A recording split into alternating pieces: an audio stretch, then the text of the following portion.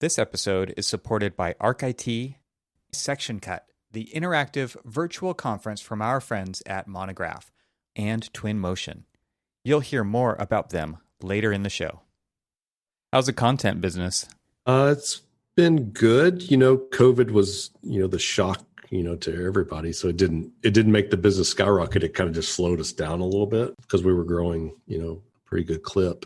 So it still grew, but just not as fast as we were. So it was just kind of like a cool your jets and let's see where this thing takes us. Yeah, I was telling Gabe when I was talking to him earlier that we see lots of data, obviously, with the traffic with our software. And the good news is since January, it's been skyrocketing, like faster than we've ever been moving. Wow. And so that's a good sign. I think hopefully it's a little bit early indicator from the sales and sales activity standpoint. And then, if you just step back from, I think there's going to be a lot of money pumped into construction, infrastructure and construction over the next few years. So with that coming, I can't imagine that the business won't be good in general.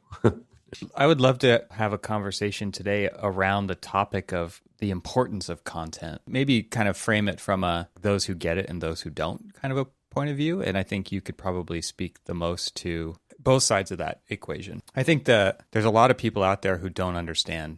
Like I read this Twitter thread this morning, a very short thread, but it was like, why did you model a door? Like we already had doors in this project. And the guy's like, those aren't doors, those are detail lines. Like that's not a door.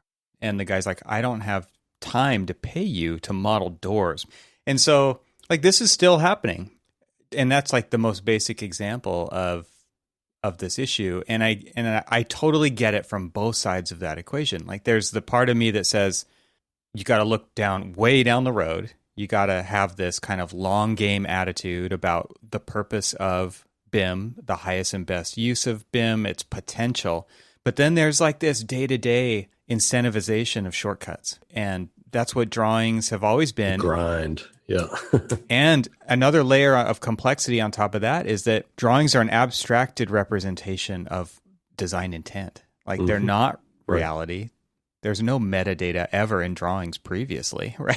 So a lot of people still have a hard time seeing that future potential value that lives inside a model of detail and metadata and information.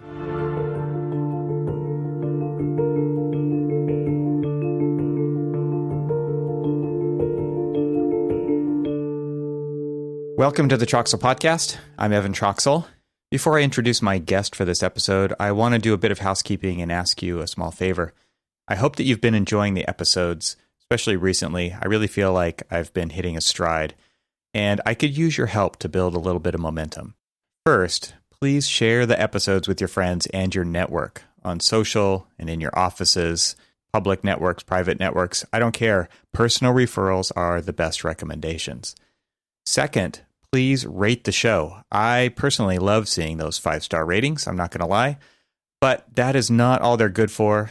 This audience is smart enough to know that it helps the show get more attention from the great algorithm in the sky, and in turn helps the show get recommended to more people. So wherever you listen to podcasts, whether it's Apple, Spotify, Google, wherever, please pause right now before you forget and give it a 5-star rating. The episode will still be here when you get back. So that's it for housekeeping. Let's get on with the introduction. In this episode, I welcome Randall Stevens. Randall is the Chief Executive Officer at AVAIL. You may also know of him from his first company, ArcVision, that he founded in 1991, which was and still is a software company specializing in 3D graphics, specifically RPCs, rich photorealistic content. That eventually led him to founding AVAIL, which is an architectural asset content management system. He's also the chair of the Building Content Summit, which is an event dedicated to improving BIM content by bringing together thought leaders from around the world of design, manufacturing, and software/services. And in this episode, we talk about some of the more difficult problems in AEC, the struggle of different team members having different incentives, seeing both sides of the coin regarding drawings as representation versus the true potential of BIM, assets and liabilities, vulnerability, and so much more. I truly enjoyed this conversation with Randall, and I hope that you do too. So without further ado, please enjoy my conversation with Randall Stevens.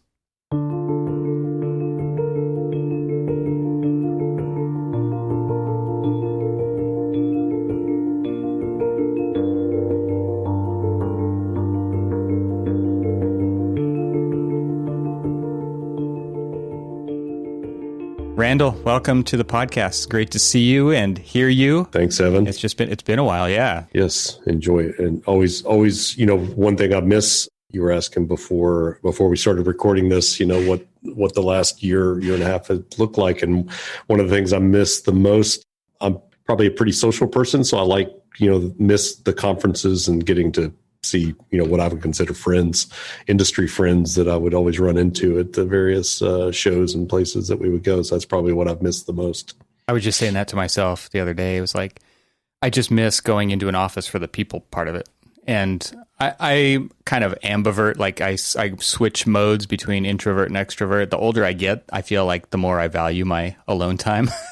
Yeah. But I really miss that about being in the office. And you're right, the conferences, I think that's the last time you and I saw each other was in person, was either at Built or at AU or something. Probably, but, yeah. Yeah, and then I've been doing that stuff for so long. It's like, yes, every time I go, it's probably just so I can see all of my friends, right? Old friends, and talk shop like we're getting ready to do. So let's start. Like you said, you've been going to conferences for a long time. Why? What? Tell us tell the audience how you got to where you are now with AVAIL. I guess how far back do we want to go? Take as long as you want. Yeah. So the history is, for those that don't know me, I'm the founder, besides AVAIL, of a company called ArcVision, which has been around. I started that company back in 1991, as soon as I graduated from architecture school. So I've kind of been in that company started as a services company doing services work, but by the late 90s, we were in the software business, and for what most people know us for. So, really since the late 90s, as far as the business, I was always, at conferences and at shows as a vendor, and, use that as a way to be out and get to meet people. The nice thing from a business standpoint about being in the software business, and we got into this relatively early in the 90s, and you can sell software to everybody in the world, right? Mm-hmm. So use the internet and use all of that. But at the same time, I'm a social person too. It's like I need to be around, but I also think it plays a big part in, for myself, at least I've justified the expense and going and doing these things, that you have to be around ultimately our customers. We talk to our customers incessantly, try to learn. I like to say or think that I know enough to be dangerous. It's kind of like, right. I think I know what I'm talking about, but I'm going to go out and test this against the real world, right? That's this whole podcast, man. Yeah. But it's true. And, there's the old saying that the older you get, the more you realize you don't know. And I think that's wisdom for sure, right? And the kinds of things that we do, it's like, on one hand, I could probably claim that I've become one of the world's experts on content management, at least in the architecture, engineering, construction market. But at the same time, it's like I can also admit that I don't really know much because I don't practice. I don't really know what's going on, inside the daily workings inside of some of these firms. So that's where we try to bridge. I say we, it's like not only myself, but the rest of the company. We try to, like, I'll take my engineers to these conferences too, because I want them to be in front of the customers, and I want them to hear it, and I want them to see, hear, smell the problems in the same ways that I'm experiencing that. So we've always made that. I've always thought that was an important aspect of what we do, is in order to do things that are relevant, spend as much time around our customers and potential customers as we can. So we usually do that through conferences. And really, for us, if you interact with us at these kinds of conferences and shows, we're not a very salesy company.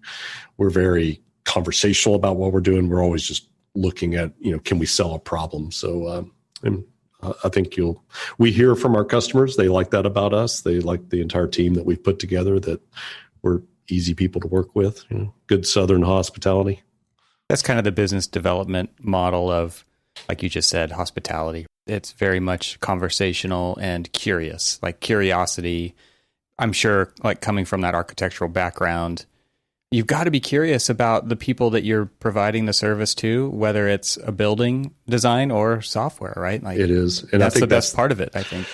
I think that's the thread. There's a lot of people that will say some of the best people in the software industry and make the best software are actually people who are architects or, were trained. I never practiced. I have a degree in architecture, but I think it's because the thread that's there, it's about process. And when you learn, I wrote a piece I graduated from the University of Kentucky, and I'm sitting here at our offices, which are located in Lexington, Kentucky. I wrote a piece for the alumni magazine just in the last few months that came out, and I'm surprised they actually let me. And you have to be the right age to get the title, but I said it's the process, stupid, right? It's like, and so I wrote. They wanted me to write a piece about, basically to help explain to people that, hey, when you study architecture, you don't have to just build buildings. You can go do other kinds of things like what we've done. And I've thought about this a lot over the years. I think it really is the process. And when you come from a design background and understand iterative design and critique and all those kinds of things that make a good end product, it really doesn't matter what you apply that process to. It's a good process. So I think there's a lot to that. And by going to conferences and putting yourself out there and meeting so many people and just kind of having this open door attitude and policy about approachability is, you don't know where that rabbit hole is going to lead. I mean, you're just open for business, right? And that business, you might not know what that is.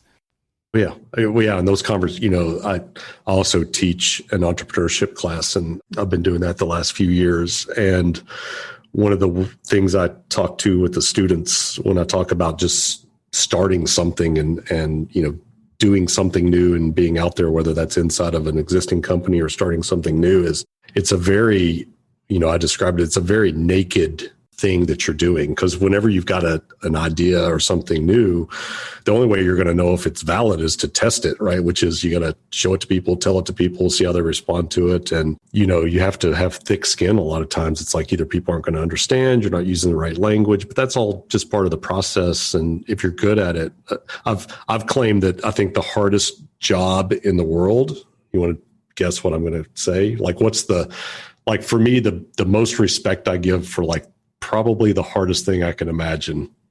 I'm dying to know. I was going to say raising kids. I think, I don't have any kids, so I can't claim. Maybe that is. I think being a comedian is probably the single hardest thing that you can imagine. Especially today. Yeah. It's like you talk about being naked. It's like you're standing in front of a room trying to do what's really hard to do and to do it really well and to hold those people's attention for as long as some of these people do. It's like, wow, that's a really, really tough, super vulnerable, tough job. Yeah. Very vulnerable. I mean, you talk about having to be like, check it at the door. Right. That's one of those, right? You can't be, very, very tough. So I think a lot of the kinds of things that we do and anybody in any kind of a business that's putting new things and new thoughts out there, you have to learn how to roll with the punches, take the feedback and try to feed on it. But I think architects are good at that in general. Yeah, I think you come out of school with that, hopefully. I mean, hopefully you get that by going through school. Some people don't. I mean, it's not a given, but I do think that skin gets thinner the longer you're out of it too. So it's like something you kind of have to remind yourself of and take a step back from that personal feeling that you get as a natural reaction, the very kind of lizard brain, fight or flight mentality, and say, wait a second, like that's not what this is about. This is about the goal, or this is about the project. It's not about me.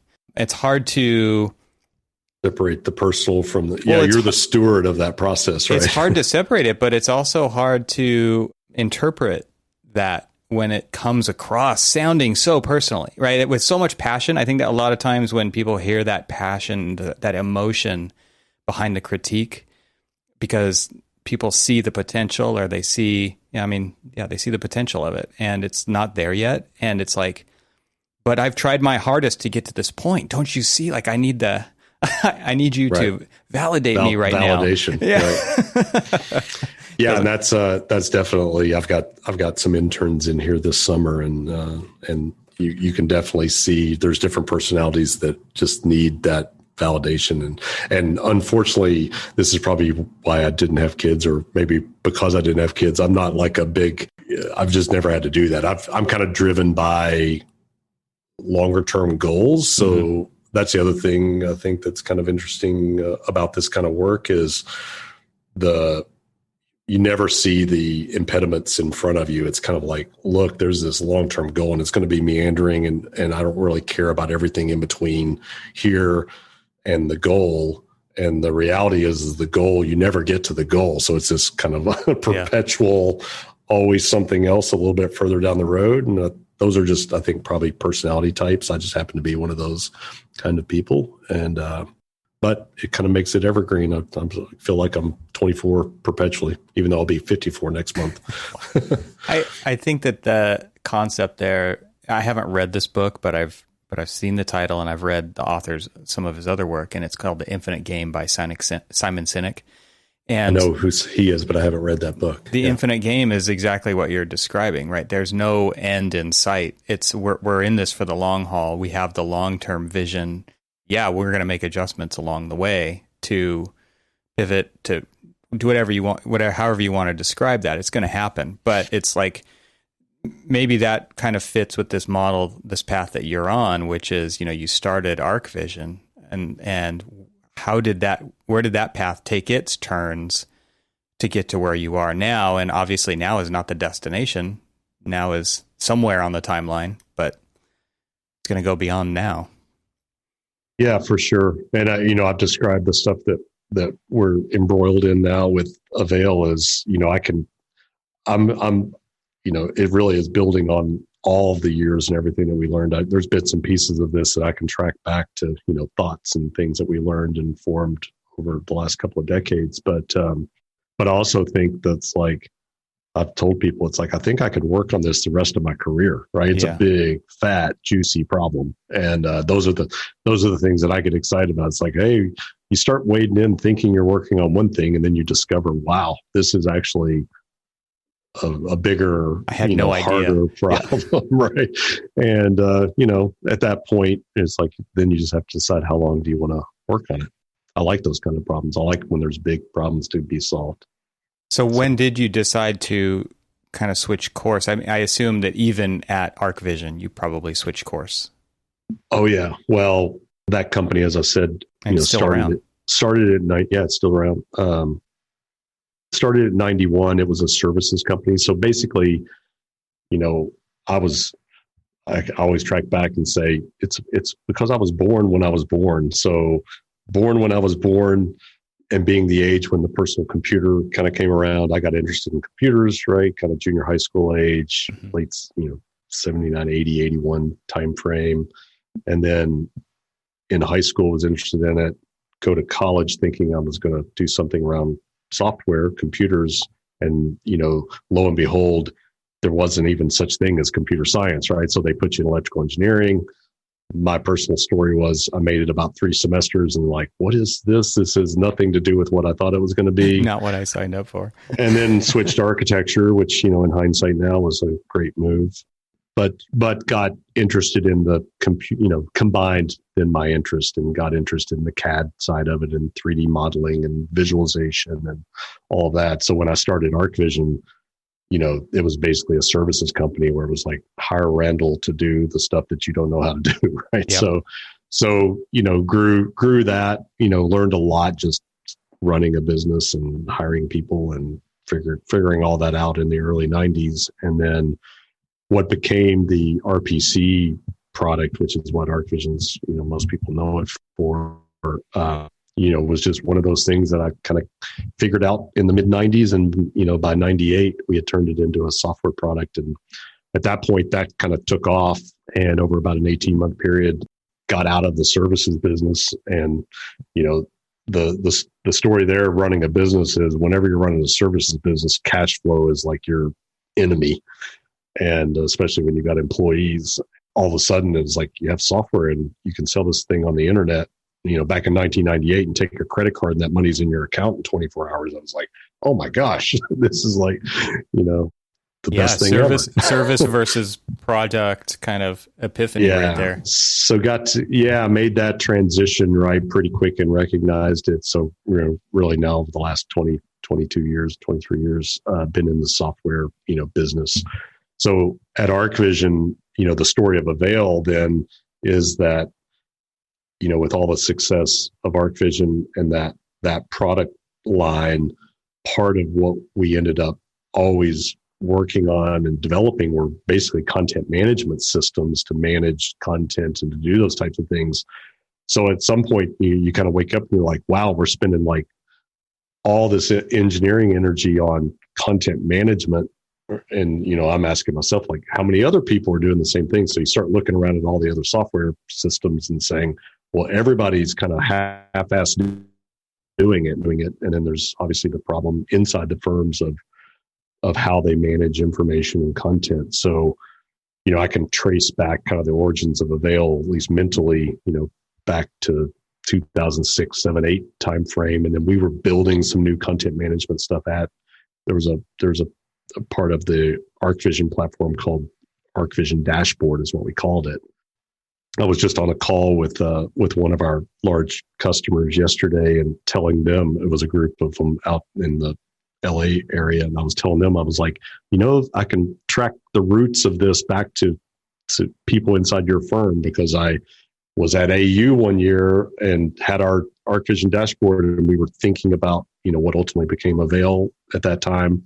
And I was like, I stopped them in the hall and was like, hey, I got to show you something and I want to pick your brain about it. And they were like, great timing. We got a group inside the firm that's working on this. Let me get them introduced. So I can, it's like those are the way those, back to where we started, the conferences and being around people and getting to, grab 20 minutes of their time and talk about some of these things, leads to all these other things that go on. So we actually were developing Avail as a product at ArcVision in 2015, 2016 timeframe. We went into beta in 2016 with it. And then we were getting really strong affirmative reactions to what we were doing. And so I ended up spinning it out into a separate company just so that we could have its own mission.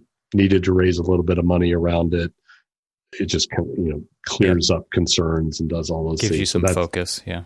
Yeah. So that's what happened is we spun it out into a separate company. So I've been, leading at the helm since that with Avail. I'm still very involved, maybe much to everybody's chagrin here internally in the product side of it. But we've got a great team that we built here. Part of that story that I said I wrote for the alumni magazine was I've got 1, 2, 3, 4. I think I've got 5 people here, including myself, that have architecture degrees that are engineers that are on the engineering team. So we've got a very design-minded engineering team. So it's been fun.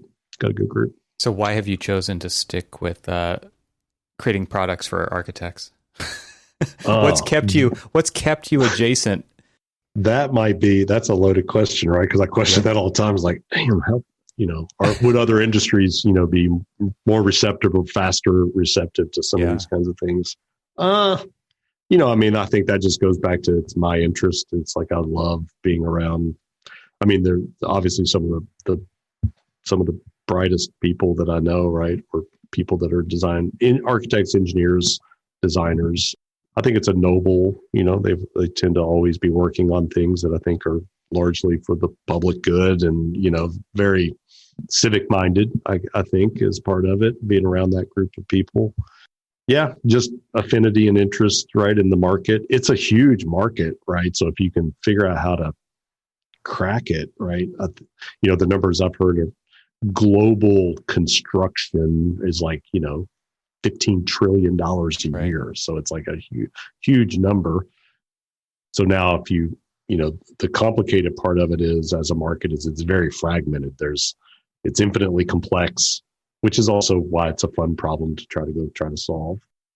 So from running a business, it's like, yeah, you get frustrated sometimes, but it's also doesn't mean you stop, right? So. I think architects too are probably the most optimistic bunch out of a lot of those, right? Because we can imagine a better world and we're doing everything we can to do something about it, even though there's a lot of cynicism, right? Because we've been there, done that. We've seen everything. Like there's nothing that surprises us as far as what could go wrong on a project.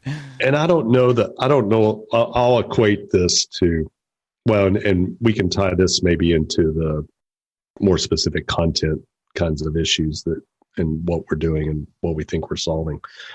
So even when I was running the services business, ArcVision in the early days, the hardest thing that you could do, right? One, you had to bid the project. And I call it the artist dilemma. Yeah.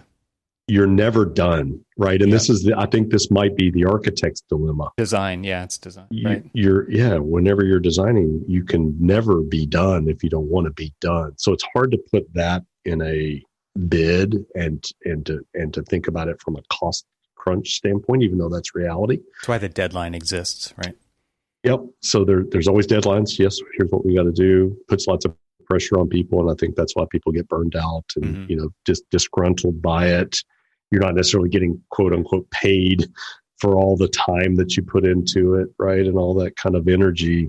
So I'm not sure what I'm sure there's plenty of people that have great answers to how do you solve that, and plenty of people have obviously built businesses around solving it. But my guess is, having never run an architecture firm or a design firm like that, they probably suffer from some of that same dilemma, which is we're never done. We kind of have this, it's like we'll work until we can't, Yeah. and or there's no money there. But at the same time, right, there's a project that has to be delivered. There's certain deliverables that have to go out the door.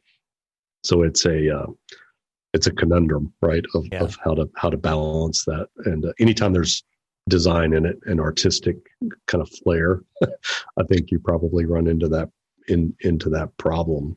There's rarely a time when a project finishes early, because if there's time still left, it'll get used, right? Sure. Yeah, you're going to consume it with something, right? And you don't get rewarded for being a good planner or good with your time for the most part, generalizing here. But if there's somebody on the team or leading a process that feels like more can be done because we haven't reached the end of the deadline yet, then they're going to push for everything they can to make that happen.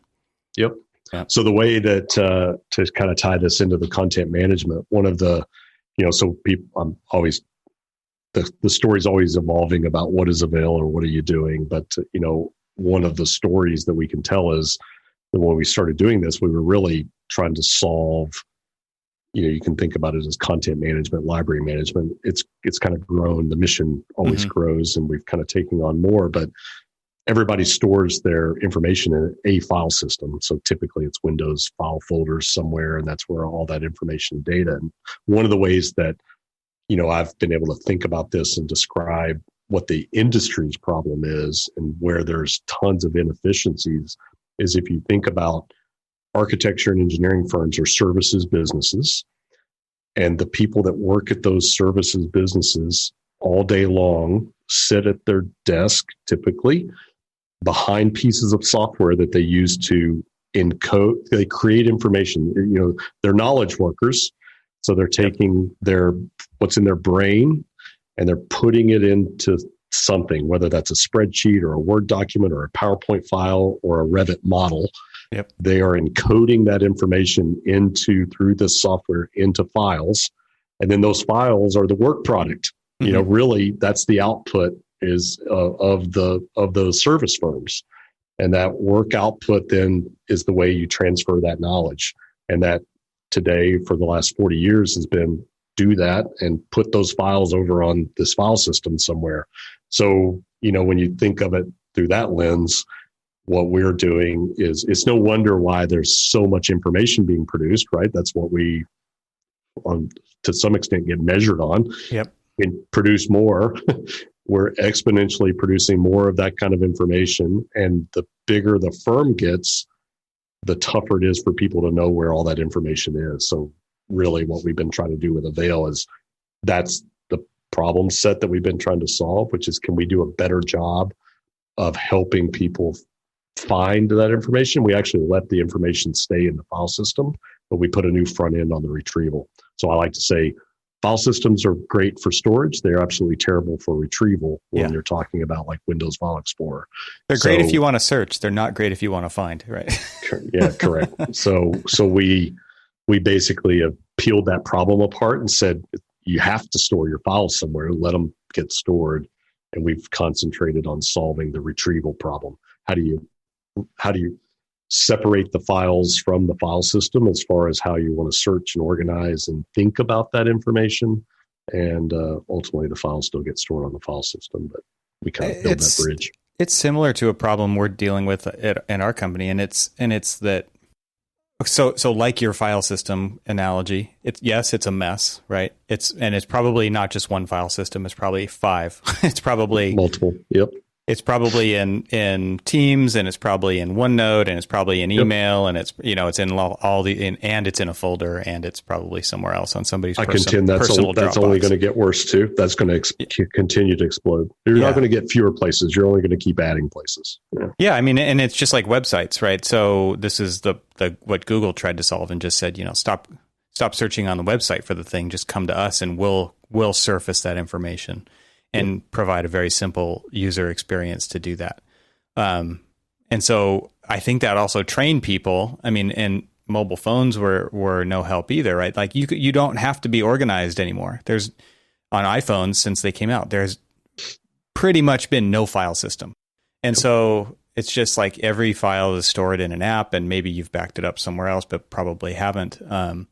And you just go through the global search box to find the thing that you're looking for. And hopefully the metadata points you in the right direction. And the algorithm gets smarter at helping you find what you're looking for because it learns you over time. And that's basically what you're talking about, right? Is providing that front end, magnifying glass to look through to find the thing that you don't care where it's stored. Yep, that's it. And my contention has been until somebody tells me I'm wrong that we're solving a very different search problem than say Google had to solve. So I think to some extent I can tell a story that says the problem that Google solved was relatively easy compared to the problem that we're working on, which, if you think about a lot of times inside of an organization, something exists. It's like literally finding a needle in a haystack. It's like, I know that thing exists. I have to figure out how to wade through all of this to get to that thing that I know exists. That's a very different search problem than what generally Google solves, which is, hey, I'm typing in something I'm interested in. All they had to do was bring back something that you feel like met your demand. Oh, didn't know that existed. I'm going to go there. I'm going to go to that website, or I'm going to You're not explicitly looking for one thing. Exactly. Most of the time. So I haven't quite I'm sure there's search experts that could say, oh, that's X, and you're talking about Y. It's like, so I don't know what all the proper terminology to describe that. I'm kind of that. I'll kind of bumble my way into like expertise without even knowing what to call these things. And somebody that's like, learned, learned, is that the right way? That is would probably tell me what how to better describe that. But well, you're just like an architect, right? You can't know everything about everything. You know enough to get you in trouble, like you said earlier. No, but it's a good juicy problem that we're trying. And we've started we put out the latest version of AVAIL release. We've been through kind of 4 major iterations, so we're in our 4.x version of the software platform. So last fall, a lot of that work was we began working a little more intently on the search part of it, and we call it progressive search. And kind of our contention is, yes, we want you to come and type something in about what you're looking for, but that's probably not going to get you to the needle in the haystack. What that is the first clue to finding the needle in the haystack. Then can we bring back enough information to ask you a couple more questions? That's the way I always describe it. It's like, look, we need to now say, hey, you told me this, but I need to ask you 2 more questions before I can help you to really narrow down to what you're looking for. So we've started calling that progressive search. And it's this kind of like, hey, you're probably not going to type in one thing and get to it. So anyway, it's an interesting dilemma. Because you are going for a specific result, that does make a lot of sense. A lot of times. What's interesting though, when you look at, we capture lots of search on the platform, and obviously get to, we can see what people are searching for across the platform inside their own respective firms. Of course, the top terms are like literally the number one search term is door or some form of door. I've also, I was just running the numbers on this. We captured, there was over 2,000 different permutations of searches with the word door in it. Oh my gosh. So when you begin to think about how complex this is, right? And we've been working on, and I know you doing work around the manufacturer side of this about where that information is, but that's part of where now we're trying to figure out, like, how can we, if you've typed in something very specific, how do you match that up and deliver the right information? But my joke about it's door, window, chair, table, and I'm like, search the top search terms. If you ask a third grader how to build a house or what makes up a house, that's basically the way people search for stuff. Door, window, chair. And it's incredible how smart search has gotten, because and again, I think this goes, like, technology trains us, I'm searching on my phone for something and I got fat fingers and there's a period in between every word instead of I'm the same way. A space bar, a space, Yep. Or there's an @ symbol depending on which app I'm in. So if I'm on Twitter, every word has an @ symbol in between, and it still can find what I'm looking for, even with typos in the words in between the periods. And so obviously it's been trained over time to probably culling those things out and knows that, But it's also trained me now to where I go to an app, and if I misspell something by one letter and it can't find a result, I'm like pissed off. Right. Yeah. Well, they should have better technology. Right? Yeah, totally. Yeah. That's, yes, definitely. When people do it well, it raises the bar. It really makes everybody have to, catch up, get on board, improve what they're doing. Right. This episode of Troxel Podcast is made possible by Twinmotion. What if you could visualize your building in a couple of clicks, remove months from the design process, or create a bridge between stakeholders to solve problems before they even come up? Our friends at Twinmotion offer simple, real-time visualization for architects. Their technology lets you view and edit your scene on the go in the same pixel-perfect quality as the final rendering. Twinmotion seamlessly integrates with other tools like SketchUp and Revit, transforming your BIM or CAD models into high-quality images, panoramas, VR videos, or presentations. Sound complicated? Well, what if I told you that Twinmotion enables anyone to present the biggest ideas in the easiest way possible, regardless of previous CG experience? To download your exclusive free trial, head to twinmotion.link/TRXL. That's twinmotion.link, not .com, .link/TRXL. Monograph. Monograph is building a community of like-minded firm owners and operations leaders who are looking for solutions that align with their firm's values. On top of that, Monograph is building the only cloud-based practice operations software built exclusively for architects by architects. Monograph's easy-to-use and beautifully designed software allows you and your team to know in near real time whether you are on pace to deliver a project on budget. With Monograph, you and your team can plan project schedules, budgets, role assignments, and team members all in one place. The best part of Monograph? It doesn't require a degree in finance to use. To experience the difference today, sign up for a free trial at monograph.com. And to underscore their commitment to the community, on August 12th, Monograph will be hosting their first ever virtual conference. It's called Section Cut. This one-day event brings firm owners, operations leaders, and project leaders together to learn from success stories and workshops, all with a goal of improving their business. Reserve a seat at Section Cut today by visiting sectioncut.com. And ArcIT.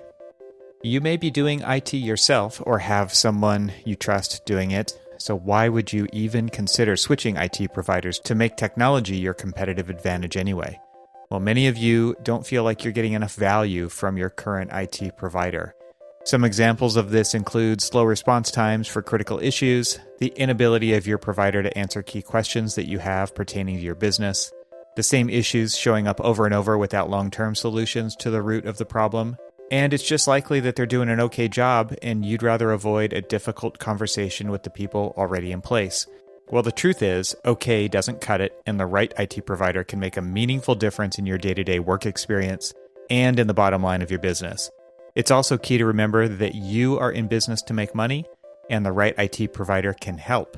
A great IT provider takes on the load of managing the transfer process, so you don't have to worry about it and you can concentrate on running the business.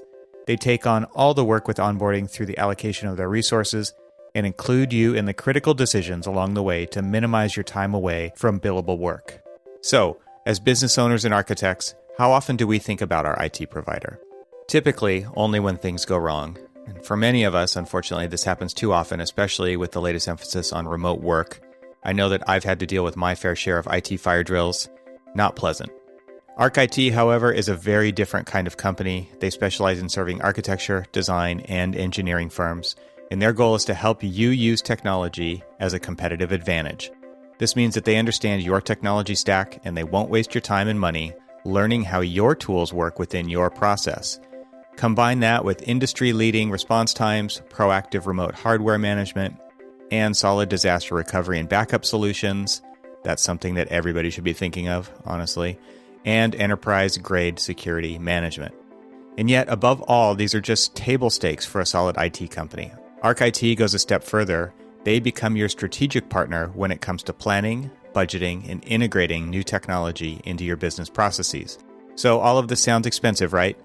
Nope, because Arc IT is highly specialized. For our industry, their pricing is on par, or in some cases even lower than other IT providers. Arc IT is transparent and even publishes the pricing right on their website. Speaking of their website, there's also something else you should check out when you're there, and that is their Design Under Influence blog and video series. Again, adding value to IT-type solutions across industry, all good stuff. So your business deserves a competent, responsive, and proactive IT partner. Reach out to my friends at Arc IT for a free consultation. So go to GetArcIT, that's GetArcHit.com, arc like architecture in the middle, and click Work With Us. So thanks very much to Arc IT for sponsoring this episode of the Troxel Podcast. And now let's get back to our conversation. Well, the whole kind of bigger topic here that I thought would be interesting to get into is the importance of content from your guys' perspective, because you see it all. And because, I come from a firm that had 5 to 6 generations in it, and you're seeing this because you're serving the whole industry, that you're seeing it replicated over and over and over again. And like you even said earlier, like you want to create this thing. Who else is creating this thing? And at some level, everybody's creating this thing. They're doing it for themselves. They're trying to find a way to organize this stuff and take their efficiency up a notch. And there's other people in the firm who just see no value in that whatsoever. It's like, no, you just draw the doors, right? Like you don't search for doors, you draw doors, period. And I saw this Twitter thread I was telling you earlier, but I'll say it again for the sake of the audience. I saw this short little Twitter thread that said that somebody's boss looked over their shoulder and said, "Why did you model this door?" And it's like, we didn't have a door. Yes, there was already a door here. That's not a door. Those are detail lines, to speak Revit parlance, right? So because one person who's older generations and has always done it that way says that's how we do it still, and they don't even really have a concept of the purpose of a door family and what that could mean later on down the road. Kind of thinking the long-term vision, purpose, potential of what BIM could be.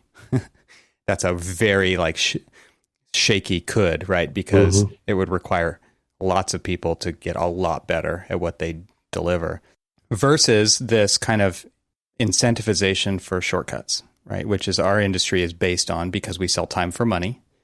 And so the less time, the better. And so some people see standards as, and I put content into this, as handcuffs, and other people see standards as freedom. And those two people sit next to each other at the same firm. So what have you seen around that theme? And obviously you guys are doubling down and on content and smart. I'm sure you want it to be smart content. You want it to be content with some level of standards to it. You want it to have some level of if I get this door and I get this window, I've got the same parameters or the right parameters. I've got the right level of detail. I've got the right kind of naming convention and keyword searching. And there's a lot of layers there. And then there's the guys who are just like, what? No, just draw the door and be done and move on. Yeah. So a lot of things packed in there, and some of what we can talk about here are just things that I've heard right in some of these conversations with others. The first thing that I'll say is that about 7 years ago, 2014, a guy named Parley Burnett. I don't know if you know Parley. He has a company called Iconic BIM. They have a product called Guardian now. Anyway, I got to know Parley.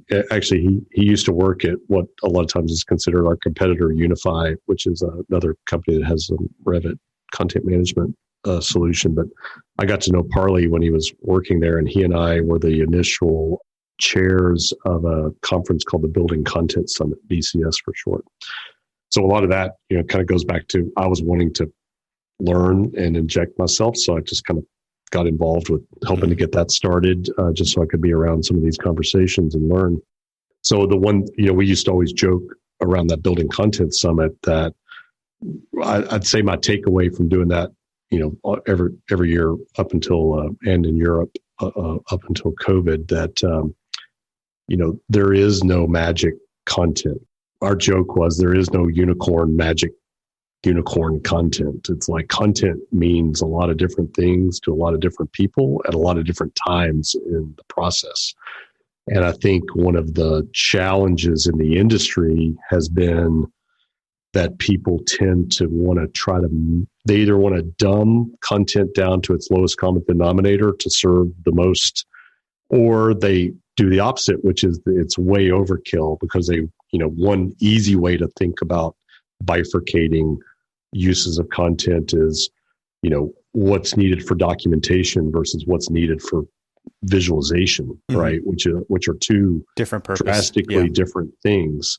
And a lot of times, you can look in Revit, and even the way families are formed in Revit, they allow you to, what's the graphic representation of this versus the 3D model.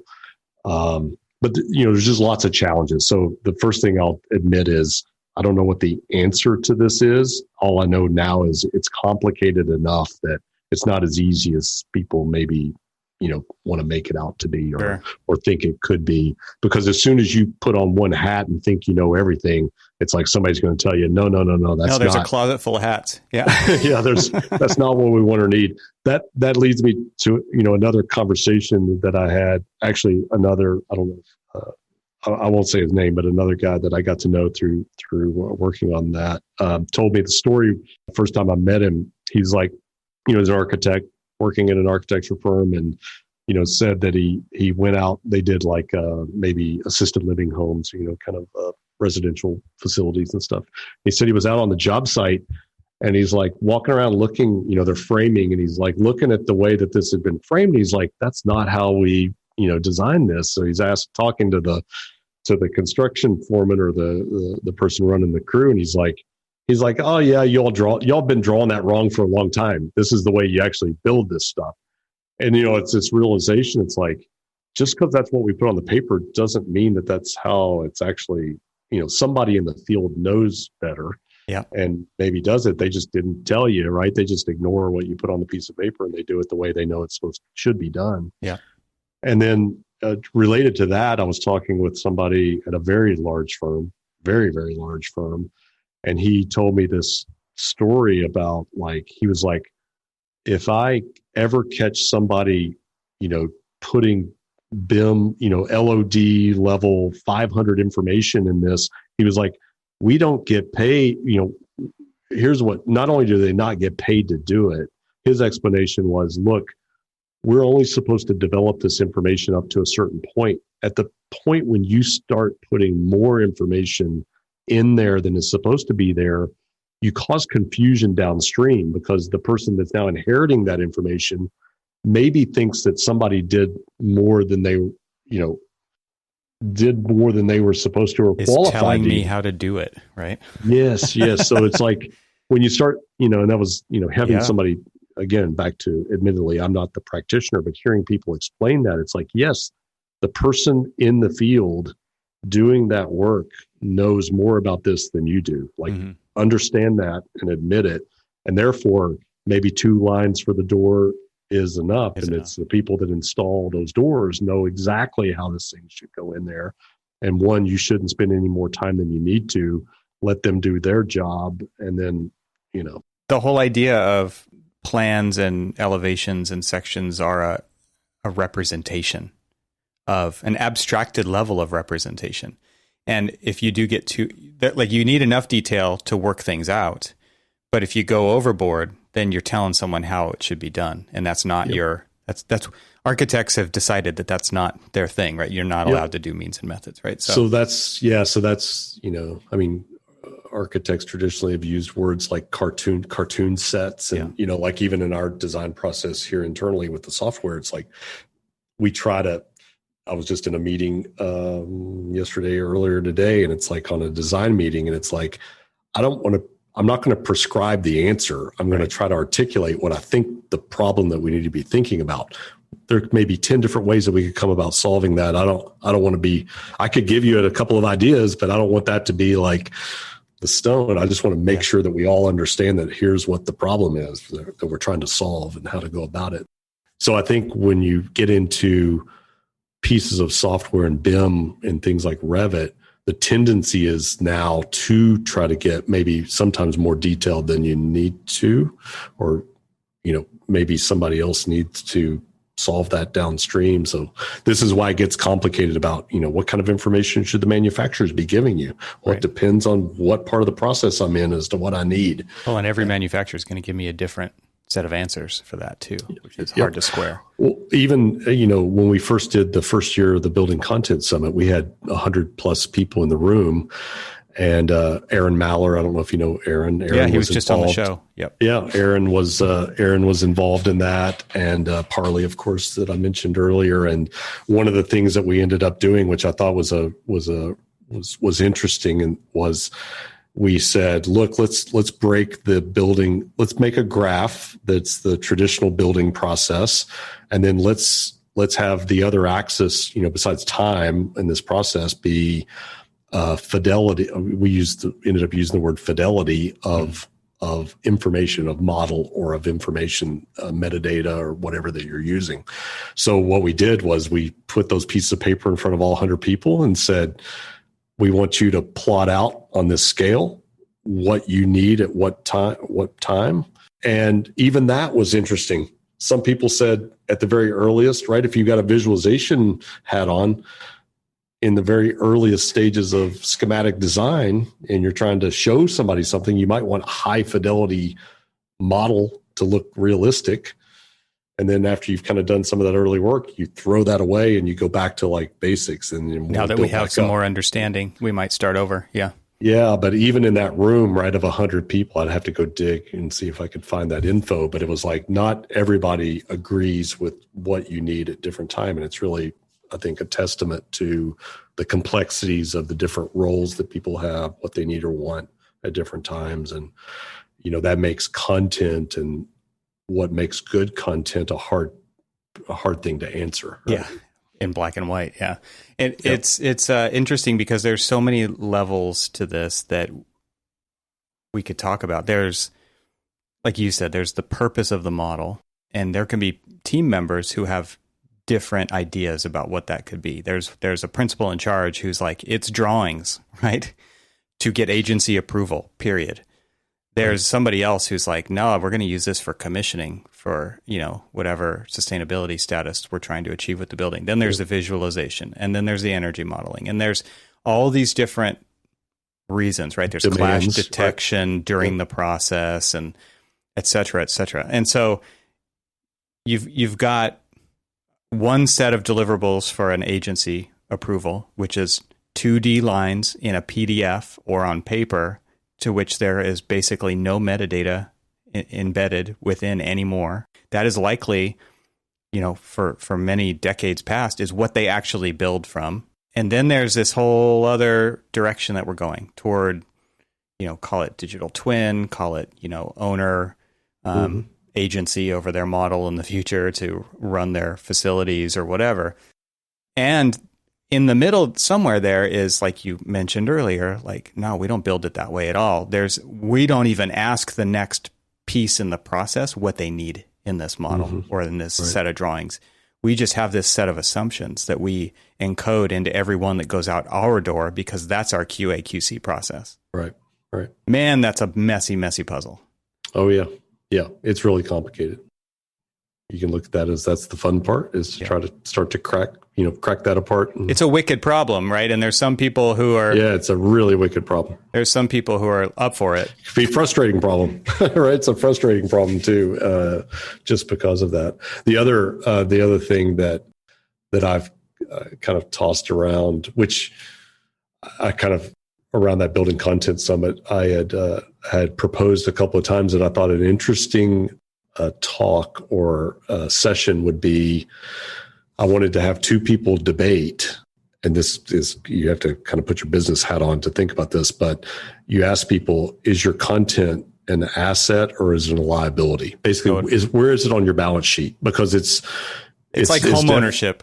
It's definitely yes. Well, I have that debate with people too all the time. Right. But it's a good way to kind of really back up and say, root cause, what are we trying to do? When you talk to most people about their content, and from that standpoint, like reusable assets, things that they build and maintain, your door model and all those types of things, they act and treat them like assets. Very protective. Yeah. Right. Hey, that's ours. We're not sharing that with anybody. That's intellectual property. It's an asset that's on our balance sheet. But in practice, the way you see almost every firm operate is this stuff becomes liabilities. And at that point, it's like, is this really what you're building? Is this really where you're building value in your business is from that? Or are those things really liabilities? If they're liabilities, then there should be this call for like sharing, right?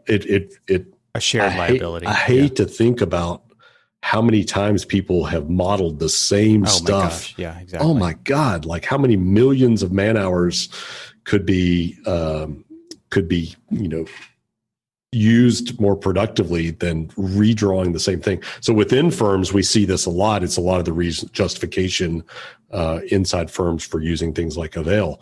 We want our employees to reuse assets as often as possible. I don't want them, when they can't find it easily, to go spend time redoing it, because then you've got QA/QC, potential new QA/QC problems with it, regardless of spending the time to draw it again, right? You introduce all kinds of potential error and those types of things. So, people want to reuse this. Well, if you're reusing a lot of stuff, really, then I think you got to take another step and say, is that door where we hang our hat on our value?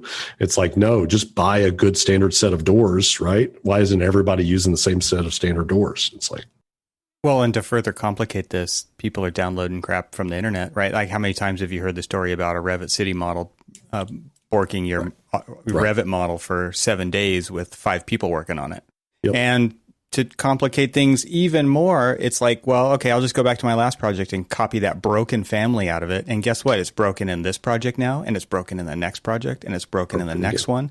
And there's a huge liability internally, as finding content from an old project that you thought was just fine versus downloading something from the internet that has a screwed up parameter in it that takes down your whole file for a few days or a few hours. Yep. So I'll tie this into some of the things, another quick story, and then kind of, some of the things that we're... Just to be clear, we should draw doors out of detail lines. That's what I'm getting out of this. Right? It's like... Copy, paste. I've got another client that's actually kind of a construction company and integrated, design internally. And one of the stories that they told me early on was that they had like every company, you end up with problems in the field, you build things and find these problems. So they began a process to try to capture that knowledge, right? When we find a problem in the field, like a leak in the roof, what's causing this? What's the root cause? Well, ends up that there's, a roof design, a roof system that they're using and somebody's using either wrongly, or maybe it's even in the drawings wrong, but something's penetrating the membrane and causing these leaks. So they spend time, go out and learn that. So then they begin to try to capture that information, and they had started an internal database of lessons learned, right? Like, hey, here's a problem, that we've encountered. Don't do it again. Well, then the frustrating thing inside of those firms is like, it doesn't go away. And, when you peel back that problem, I'm like, look, you put this knowledge in that knowledge base, but it's disconnected from what people are actually doing every day. There's no rational person who's going to say, hey, I'm going to go read through all of the potential problems and just to see. So what that got me thinking about, and some of the stuff that we're doing at Avail now, is we're trying to, what really needs to happen is when somebody is using a detail, right, that matches to that problem and it's brought onto a sheet, right then is when you want to pull that information to that person and say, flag. hey, right. And right now, all of our content, right, when you think about that lessons learned databases content, the Revit detail is a piece of content in the library, all of this content lives in different databases. They're in different file systems. They're in different places. So one of the things that we're working on now is how to begin to connect those databases. Yes, that information needs to live over there, that's what that system's for, but these things need to be connected. And from a technical standpoint, there's no reason we couldn't begin to connect them. So that's some of the problem that we're working on now is like, hey, content, we've kind of tackled at least the first stage of like, hey, we're pretty good about the individual pieces of content. Can we now figure out how to start connecting these things together? Because really that detail is a concept. Yes, it manifests itself in a Revit model, maybe a PDF document, but there might also be photos that were taken off on site somewhere that live somewhere. There might be this lessons learned database that needs to be a connection to that. So how do you begin to pull all this stuff back together on behalf of the end user that says, oh, I didn't stand a chance in hell of ever finding that because yes, it was in that system, but there's just no way I ever would have. No. They're just disconnected. So I think that's a big problem in the industry is it's not that we lack information. It's this information is all disconnected. So it's unstructured. Yeah. Unstructured data. It's all disconnected. Yes, we put this stuff in file systems and in databases, but those aren't connected in any meaningful way that a human, right, stands a chance of catching that, or, it's just very, very inefficient right now where all that is. So you can probably tell from my voice, this is some of the stuff that we're working on now. This is kind of exciting is how can we start to connect that information so that you can now make people more productive. They can catch those problems earlier. This information can have a life that stays connected, beyond these individual pieces of content. Most of the time, individual pieces of content, they go in archive storage and nobody ever looks at them again. But I think if you can start to connect it up, it'll have more value over longer periods of time, I guess would be the way I'd describe that. I think this has come up a few times in the past few years about, people see potential for connecting these things together. And it's funny because the snarky solution, the snarky response has been, oh, this was solved a long time ago. It was just ahead of its time. And that was Microsoft's Clippy. Mm-hmm. Oh, I see. You're trying to, are you going to write a letter? Let me help you with that. Right. And it's like, it recognizes some kind of pattern and then it sets off an impulse to go look for something and it brings it back. Hey, this might be relevant to you right now. And that's kind of what we're talking about. No, I think, and it'll just hopefully be a better implementation of, what was his name? Clippy. Clippy, the dancing clip. Yeah. The little paper clip. Yeah.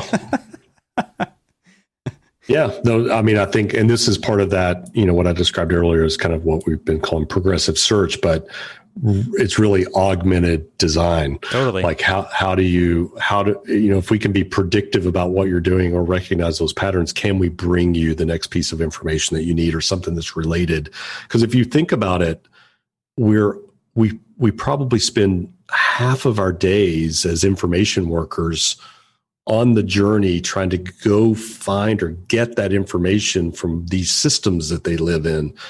And I've described, I haven't actually said this in a while, but I talked about a lot about I refer to it as inverting the web. It's like, yes, Web 1.0 was that all this stuff's out there and now you can go to it. The opportunity now is to, now that we've got this stuff digitized and can start to structure the information, there's no reason why we can't start bringing that information back to you based on it being in a position to see the signals and watch what you're doing. Mm-hmm. And I think if you can start to do, it can sound creepy. People, can either creep out on those kinds of thinking, but there's no doubt that this is where this stuff's going to start leading. And that is And you know the way services are. I mean, look at Amazon. As soon as they start doing stuff for you and they move the bar, it's like you can't live without it. Yeah. It's like, oh, you thought 3-day delivery was good. Wait till I can, put it on a drone and get it to you in an hour, right? Yeah. You'll get addicted to that very quickly, and that'll be the expectation for everything. And I think a lot of what we're discussing here fits into that same. It's like as soon as we do start to be able to give you a little sense of that, it'll be like, give me more. I don't have to go on those wild goose chases. We've had a couple of partnerships, one of which we put an announcement out a couple of years ago, and this is all slow coming. So, but with Underwriters Laboratory, and that's a great example where they've got sustainability data, all their fire safety data. It's like, why do I have to go if I'm sitting in Revit working on a 2-hour fire rated door and we're sitting in a position where we know that? Why couldn't we automatically query that database and bring that information to you pre-qualified? Mm-hmm. It's like, why do I have to go off on the wild goose chase through another content management system to go try to find this stuff? So that's kind of at the root of a lot of the stuff that we're trying to work on and the way we're thinking about what we're doing. The content just becomes the first part of the signal. And then can you begin to layer in and attach information to that and know something, right? Get smarter over time. And I think a lot of the things you're talking about, when you do go off on that wild goose chase, it's full of distraction. And it, like I've said before, like somehow you don't even know how you just ended up shopping for shoes. Like you were going to the UL website and now you're buying a pair of shoes. And it's like, that's a very real thing. And so not only are people spending the time looking for that, but they're also getting time stolen from them because advertising is really good at what it does. And that distraction is very real. And there's things flashing on the screen and there's extra buttons popping up and they're the first 5 search results are actually ads anyway. And all these things where what you're really talking about is putting the layer of exposure right into the tool that they're working in so that they can actually be more productive and you can get rid of that whole layer of distraction. Yeah. And I think, the lofty goal is, can we take the more mundane things out of the equation, right? The things that, in hindsight, people would be like, yeah, that was my job to do all that. It's like, well, sheesh, wouldn't you rather have been designing? Right. It's like, can you start to drag along all the more mundane things and make those things go away? And it frees up more time. Maybe the freeing up more time is to start playing guitar or something. That's what I started doing. Get away from the office. Got my guitar, right? It's like, do something else with your time, or design more, or get more building out the door faster. Who knows, right? Well, Randall, where can people find out more about what you guys are up to and follow you guys online in your journey? Yeah, thanks, Evan. So for those of you that aren't familiar with Avail or know where the website, it's getavail.com. If I wanted to get avail.com, you could actually go buy it or buy it for me. That would be the nice gift. It's put a few bucks in the tip highly jar. Sought after. Yeah. So we ended up using getavail.com. So you can go learn about the product on that front. And we have a blog. I try to write something every couple of months, kind of around these kinds of topics at the higher level. And we're always doing webinars, and if you're involved with what we do, I'm out doing this kind of stuff all the time with our customers, and I don't keep many secrets. I'm pretty much always just, blurting out what we're thinking and what we're working on. So fantastic. Well, thanks for taking the time and for being so open and sharing today. It was super fun, and I appreciate the conversation. Let's do it again sometime. Nope. Thanks for inviting me. Enjoyed it. Thanks for listening to the Troxel Podcast, and once again, I would like to thank ARC IT for sponsoring this episode. Visit their website at getarchit, that's getarchit.com. Thank you to Twinmotion for their support of this episode of Troxel Podcast. You can visit twinmotion.link/TRXL, or I've made it easy for you. Just click the link in the show notes and download your copy of Twinmotion for free. I'd like to thank Monograph for their support of this episode of the Troxel Podcast. To reserve a seat at their first ever interactive virtual conference, visit sectioncut.com today. This show is part of the Gable Media Podcast Network. You can see all the shows at gablemedia.com. That's GABLMEDIA.com. You can help support what I'm doing here by leaving a 5-star review on Apple Podcasts to help get the word out and of course, share it with your friends. I'd love to hear from you, so leave a comment on the website at trxl.co/podcast, where you can find every episode. You can also follow me on Twitter and Instagram and YouTube. Just search for eTroxel. Talk to you soon.